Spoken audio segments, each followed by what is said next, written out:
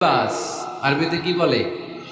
লিবাস। আল্লাহ বলেছেন, ও নারীরা তোমরা পুরুষদের জন্য পোশাক, আর ও পুরুষেরা তোমরা নারীদের জন্য পোশাক। পড়েন সুবহানাল্লাহ। পোশাকের বেসিকলি তিনটা কাজ। কয়টা? কেউ কথা কয় না, আরো জোরে বলেন কয়টা?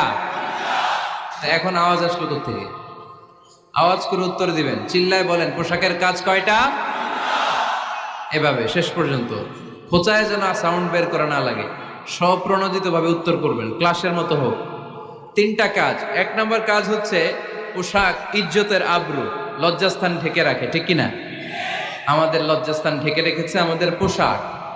ঠিক তেমনি স্বামী তার স্ত্রীর ইজ্জত হেফাজত করে, স্ত্রী তার স্বামীর ইজ্জত হেফাজত করে, স্বামী তার স্ত্রীর চরিত্র হেফাজত করে, আর স্ত্রী তার স্বামীর চরিত্র হেফাজত করে। এজন্য আল্লাহ একে অপরের